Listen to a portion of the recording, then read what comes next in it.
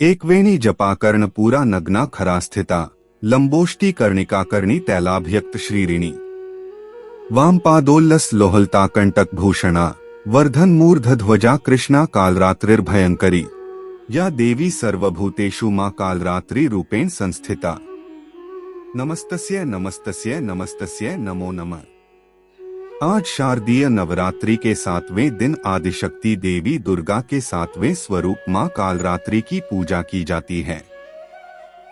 पौराणिक कथाओं के अनुसार देवी के इस रूप की पूजा करने से दुष्टों का विनाश होता है।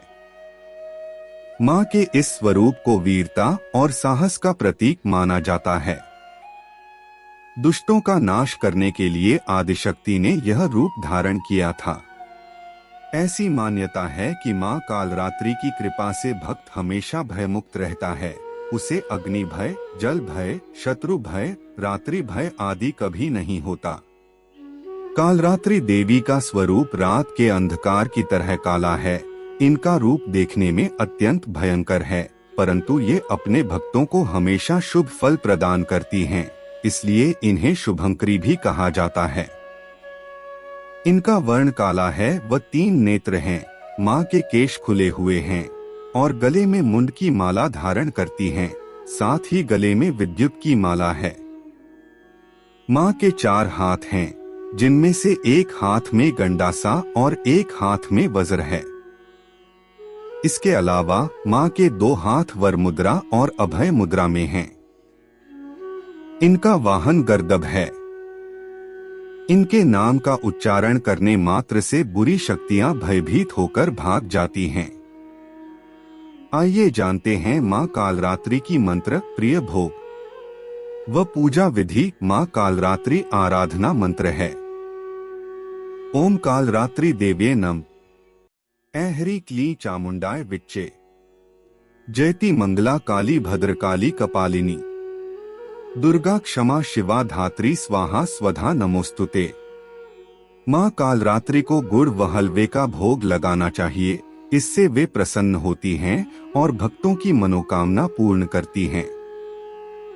मां कालरात्रि की पूजा के लिए सुबह जल्दी स्नान आदि करके मां की पूजा के लिए लाल रंग के कपड़े पहनने चाहिए। इसके बाद मां के समक्ष दीपक प्रज्वलित करें। अब फल फूल मिष्ठान आदि से विधि पूर्वक मां कालरात्रि का पूजन करें। पूजा के समय मंत्र जाप करना चाहिए। तत्पश्चात मां कालरात्रि की आरती करनी चाहिए। इस दिन काली चालीसा या सप्तशती का पाठ आदि का पाठ करना चाहिए। इसके अलावा सप्तमी की रात्रि में तिल के तेल या सरसों के तेल की अखंड ज्योति भी जलानी चाहिए।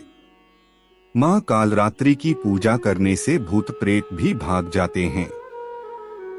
मां कालरात्रि बेहद शक्तिशाली हैं। जो लोग विधि विधान से मां कालरात्रि की पूजा अर्चना करते हैं, उन्हें संकटों से मुक्ति मिल जाती है। आइए सुनते हैं मां कालरात्रि की कथा।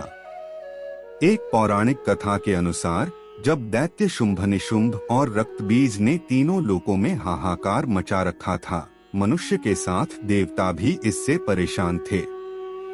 रक्तबीज दानव की विशेषता यह थी कि जैसे ही उसके रक्त की बूंद धरती पर गिरती तो उसके जैसा एक और दानव बन जाता था। इस राक्षस से परेशान होकर समस्या का हल जानने सभी देवता भगवान शिव के पास पहुँचे और उनसे रक्षा की प्रार्थना करने लगे। भगवान शिव को ज्ञात था कि इस दानव का अंत माता पार्वती कर सकती हैं। भगवान शिव ने माता पार्वती से राक्षसों का वध कर अपने भक्तों की रक्षा करने को कहा। शिवजी की बात मानकर माता पार्वती ने दुर्गा का रूप धारण किया और शुंभ निशुंभ का वध कर दिया। जब मां दुर्गा ने दैत्य रक्तबीज को मारा तो उसके शरीर से निकले रक्त से लाखों रक्तबीज दैत्य उत्पन्न हो गए। इसे देख दुर्गा ने अपने तेज से कालरात्रि के रूप में अवतार लिया। इसके बाद जब मां दुर्गा ने दैत्य रक्तबीज का वध किया और उसके शरीर से निकलने वाले रक्त को मां कालरात्रि ने जमीन पर गिरने से पहले ही अपने मुख में भर लिया।